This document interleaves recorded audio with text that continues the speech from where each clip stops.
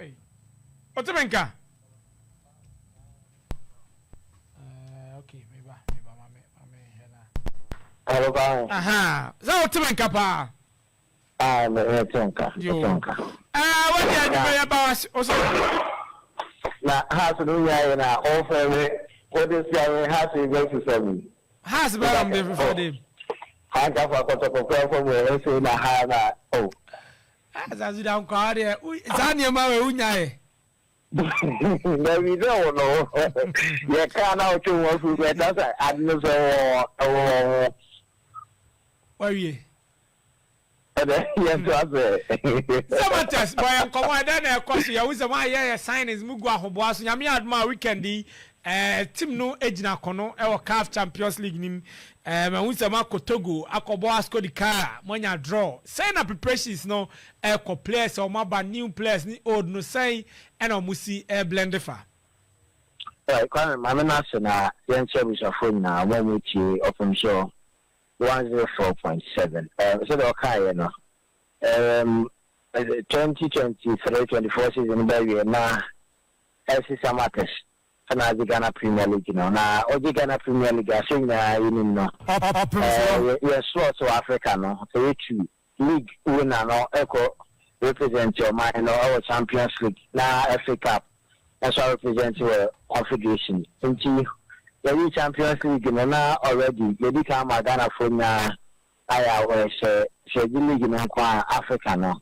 ye beko anti before who see about Gina no mo share ahobabo asia eni kwa bedem se nyame adoma ukwada e beko kopiem wo Cameroon na ye ne Victoria United e be Opemsuo e wo Cameroon na obviously the ahobabo na si kwa be bosome ni na otwimi ni na Samartex share pre-season ase ewo Eastern region Safari Valley Kwame the thing say for the past 4 seasons man na Samartex the pre-season moving from Division 1 man club no the pre-season this time around so say am man na share ya boy ho dwa pre-season ti be bosome na otwe be ni Yasimwa the tennis you league no ya sheda anya me papa be na otwe you and players no everybody na on it in the year ma akonya efie and as soon as possible no yes I resume here so be prepare for the Champions League CAF draw no na we Cameroon and Victoria United and na they are Opemsuo the we say yenya echi yen ni bi kan call away and sana second leg no ya be no Accra Sports Stadium so Africa no be kwa me here players regardless of team ODG league also augmented squad no na yeso then you two key players every team no and I say you be here replacement plus other positions now what's your strength in her 2 players no so be me man okay this one can team no be and I feel that is say do also encounter to share your call out to you come anymore no branch no bono body power say 10 goals season season IMD Mohamed Alassane clearly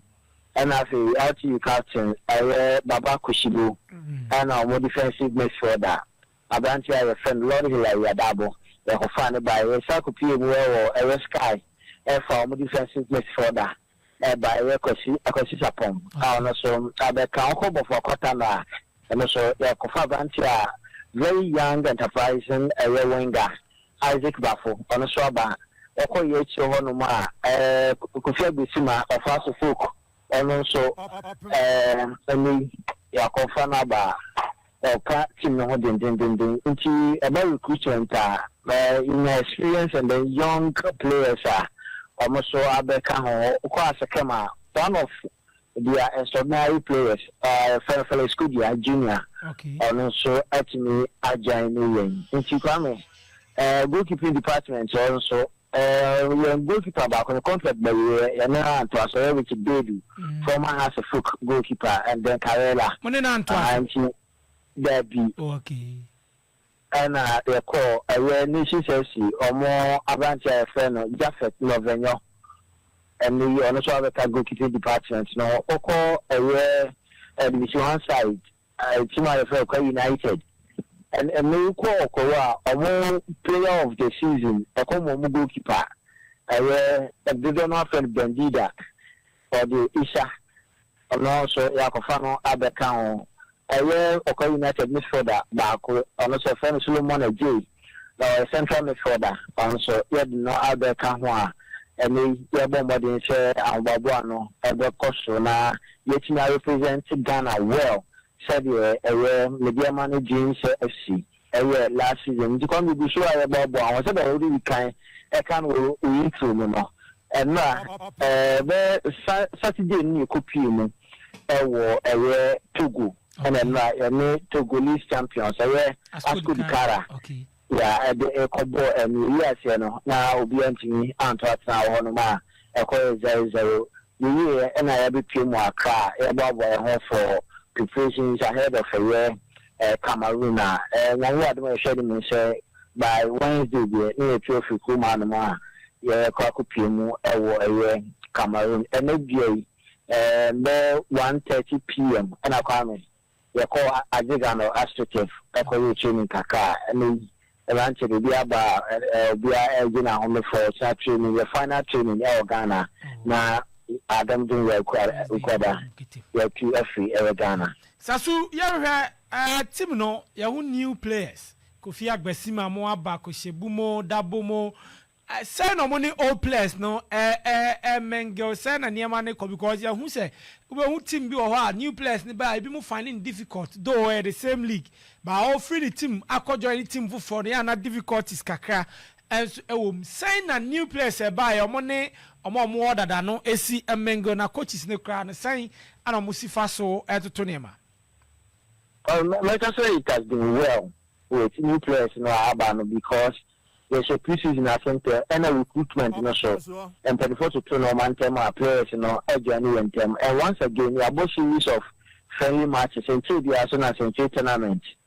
So two players in Konya Asia can be because of the preseason.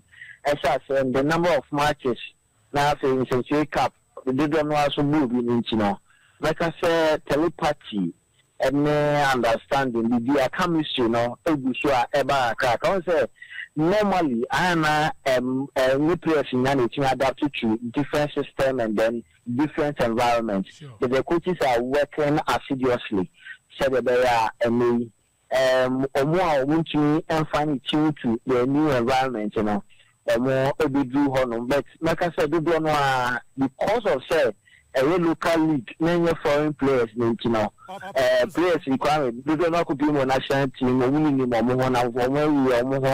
now for Bassa related to each other and nothing cry and footballers they all knew how or more related to each other and even some of our players, or most say players more urban or more who say or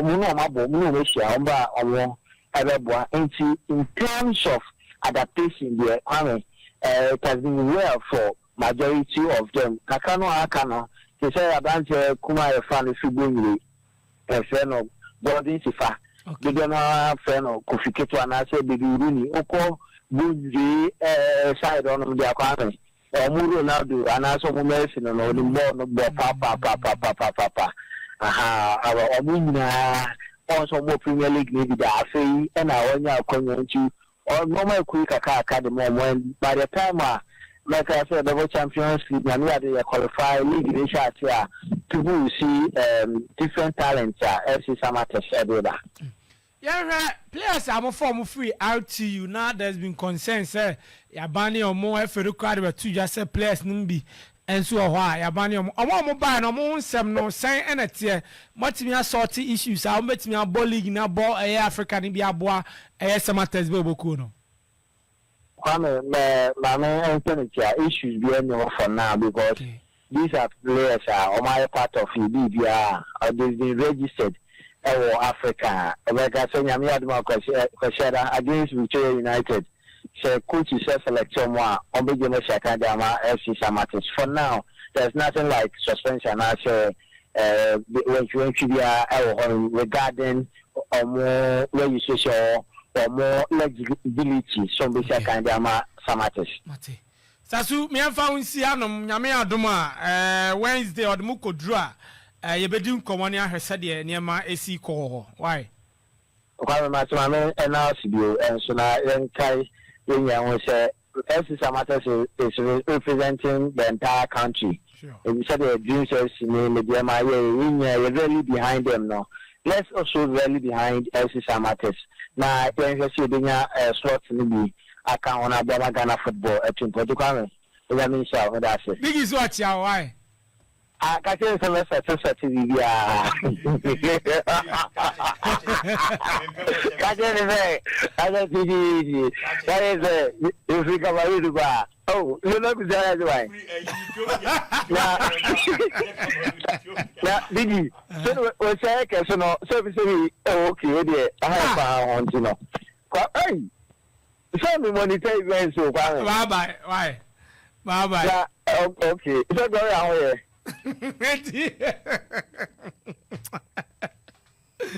Sasi dan kwa ari eko ene ni kodi nkomo